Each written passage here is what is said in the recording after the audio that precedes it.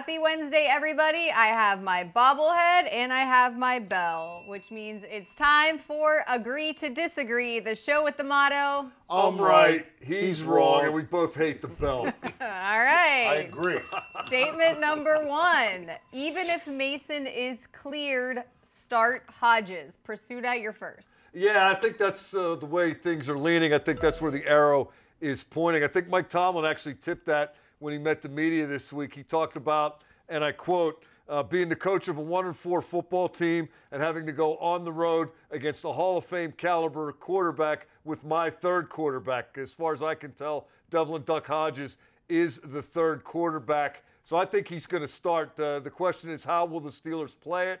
My advice would be to let the Duck take flight. I don't think they need to limit his exposure. I don't think they need to shorten the game.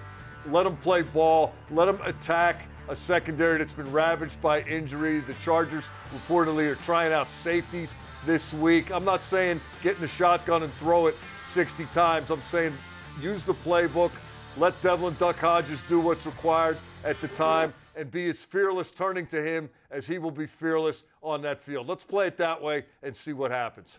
Labs? Okay, I agree with Mike in the sense that regardless of whether Mason Rudolph is cleared in the concussion protocol this week, I would still be in favor of starting Devlin Hodges. Too often recently, we've seen here with the Steelers, quarterbacks concussed on a game weekend, get cleared during the week, and then start the following weekend, and the performances have not been pretty. And these were veteran guys, Ben Roethlisberger, Tommy Maddox, guys who had been around, had a lot of experience. That's a good point. It's not just a Steeler thing. Right. And then the other thing is Mason Rudolph is too young to be one of those do some mental reps, you know, a couple of days, throw it around a little on Friday, and then go out to the West Coast and play on Sunday night. So if he is unable to be a full participant in practice multiple days this week, I'm not taking a chance. I'm going to start Devlin Hodges. All right. Statement number two, 9 and 7 will rule the North. Labs, you're first.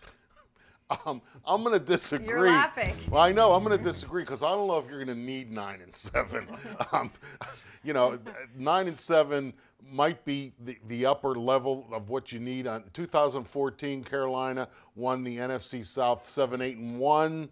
You know, when you look at some of the games that the Cleveland and the Ravens have, the Browns have Seattle, at New England, at Denver. I understand they have some problems, but they're a pretty good pass rush. They still have Buffalo. They have the Ravens.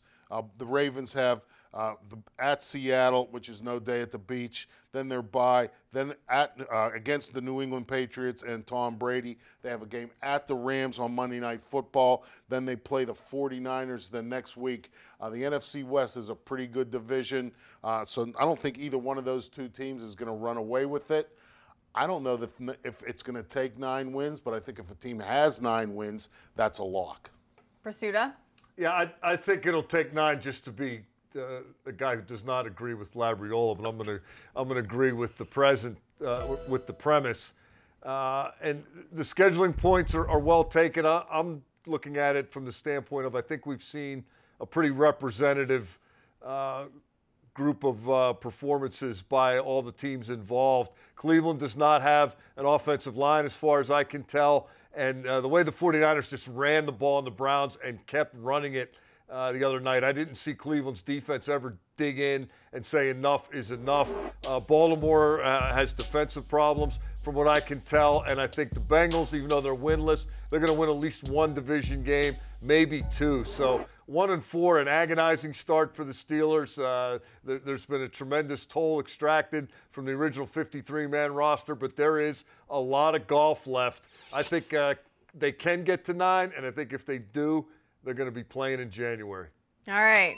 I'm actually going to go with Labs this week. Sorry, Prisuta. Even though you did throw in, I wrote it down, let the duck take flight. You were the winner until we got to statement number 2. Should have been a winner. The AFC North is not the same division it has been in years past. 2 teams from the AFC North are not making the playoffs this year. You don't think. Bob Labriola is our winner of this week's edition of Agree to Disagree. Thanks for joining us. We'll see you soon.